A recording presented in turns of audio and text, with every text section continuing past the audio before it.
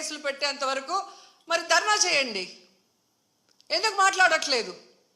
అలాగే మీరు మొన్న చూస్తే అసలు లడ్డూలో కల్తీ జరగకపోయినా వీళ్ళు చెప్పిన అబద్ధాన్ని వీళ్ళ కూటమి ప్రభుత్వంలో ఉన్న బీజేపీ మాధవీలత గారు వందే భారత్ ఎక్స్ప్రెస్లో భజన చేసుకుంటూ వచ్చి ఎన్ని రకాలుగా మాట్లాడిందో మనం చూసాం. నిజంగా మీకు దేవుడి మీద భక్తి ఉంటే, భక్తుల మీద ప్రేమ అభిమానం ఉంటే ఈరోజు 6 మంది ఎవరి వల్ల అయితే చనిపోయారో ఈ ప్రభుత్వాన్ని నిలదీయండి. ఈ ప్రభుత్వంలో ఎవరెవరు ఈ చావుకు కారణమయ్యారో వాళ్ళందరి మీద మోడీ గారికి చెప్పి క్రిమినల్ కేసులు పట్టించండి. అంతేగాని ఈరోజు మీరు పూసుకొని మీరు చేస్తే మాత్రం అది కరెక్టు, వేరే వాళ్ళు చేస్తే తప్పు అన్నట్టుగా దొంగ మాటలు చెప్తూ ఎవరి మీద మా దుమ్మెత్తి పోయాలనుకుంటే ప్రజలు అన్నీ గమనిస్తున్నారు. అండ్ ఈరోజు మీరు చూస్తే మోడీ గారికి కూడా మేము విన్నవించుకుంటున్నాం. మీకు భక్తి ఎక్కువ ఉంది కాబట్టి ఈరోజు తిరుమలలో జరిగింది పూర్తిగా చంద్రబాబు నాయుడు గారి ఫెయిల్యూర్, ఆయన నియమించిన అఫీషియల్స్ పాలక మండలి ఫెయిల్యూర్. సో వీరందరి మీద విచారణ జరిపించి దీనికి ఎవరెవరి నిర్లక్ష్యం కారణమో వాళ్ళందరి మీద క్రిమినల్ కేసులు వేసి వీళ్ళందరినీ లోపల పెట్టాలి. ముందు వీళ్ళందరితో రాజీనామా చేయించాలని కూడా డిమాండ్ చేస్తున్నాం. ఇక హోంమంత్రి గారు ఉన్నారు, ఎప్పుడు ప్రెస్ మీట్ పెట్టి ఎవరి మీద దుమ్మెత్తి పోద్దామా, ఎవరిని మాట్లాడదామా అనుకుంటున్నారే తప్ప వీళ్ళు వచ్చిన తర్వాత ఈ రాష్ట్రంలో లా అండ్ ఆర్డర్ ఎలా దిగజారిపోయింది, మహిళల మీద ఎలా అఘాయిత్యాలు అవుతున్నాయి, ఏ విధంగా మనుషులు చనిపోతున్నారు తోపులాట్లో పోలీసుల నిర్లక్ష్యం వల్ల, వీళ్ళకి కంట్రోల్ లేదనేది స్పష్టంగా అర్థమవుతుంది. సో ఇలాంటి వాళ్ళని హోంమంత్రిగా పెడితే ఇంకెంతమంది ప్రాణాలు తీస్తారో ఒకసారి మీరే ఆలోచించి యాక్షన్ తీసుకుంటే మంచిదని కూడా కోరుకుంటున్నాను.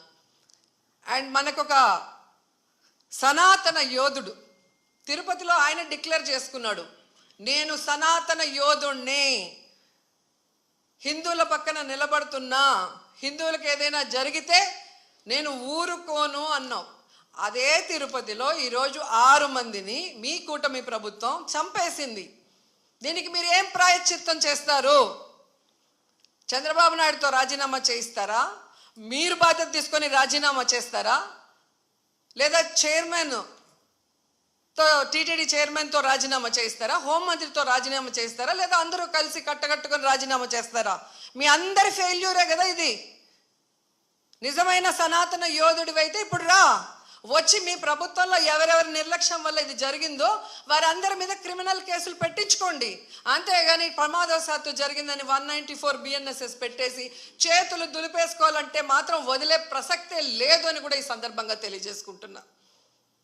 అండ్ చంద్రబాబు నాయుడు ఆయన లెగ్గు మహత్యం ఏంటో కానీ ఆయన ఎప్పుడు అధికారంలోకి వస్తే అప్పుడు ఈ రాష్ట్రంలో మనం ఎన్నో చావులు చూడాల్సి వస్తుంది.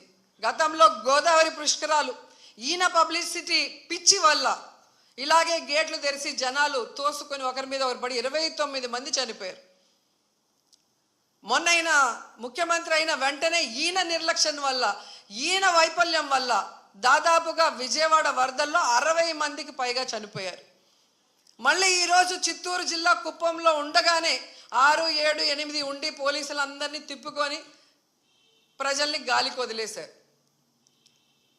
మానిటరింగ్ లేదు, ఇన్ని లక్షల మంది వస్తున్నారు, వీళ్ళకి ఏం సదుపాయాలు చేశారు, వీళ్ళకి ఎలా టోకన్స్ ఇస్తున్నారు, ఎక్కడ క్యూ లైన్స్ ఇచ్చారు అనేది ముఖ్యమంత్రి పట్టించుకోడు, చైర్మన్ పట్టించుకోడు, ఎస్పీ, కలెక్టరు, అలాగే ఎండోమెంట్ మినిస్టర్ ఎవరు పట్టించుకోరు. బాగా జరిగితేమో మా గొప్పతనం 30 years ఇండస్ట్రీ, 40 years ఇండస్ట్రీ అని గొప్పలు చెప్పుకుంటారు.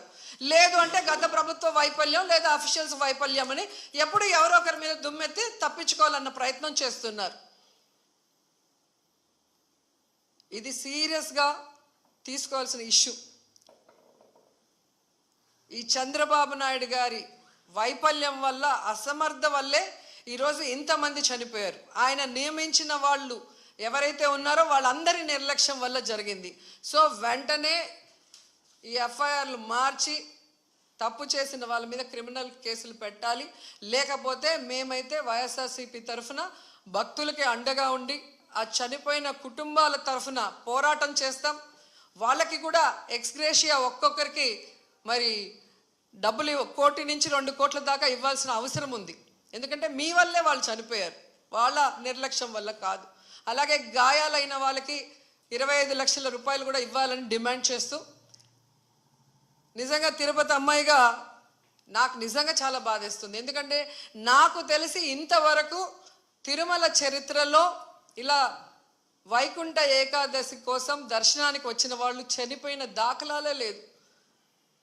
అలాంటిది ఈరోజు 6 మంది దాకా చనిపోయారు అంటుంటే, ఆ కుటుంబాలు టీవీల్లో చూస్తుంటే వాళ్ళు ఏడుస్తుంటే మనసు ద్రవించిపోతుంది.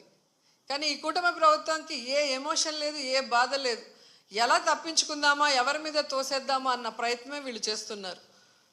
సో ఖచ్చితంగా మోడీ గారిని డిమాండ్ చేస్తున్నాం, మీరు దీని మీద సీరియస్గా ఎంక్వైరీ చేయించాలి. తప్పు చేసిన వాళ్ళ మీద క్రిమినల్ కేసులు పెట్టి వీళ్ళని లోపల పెట్టాలి.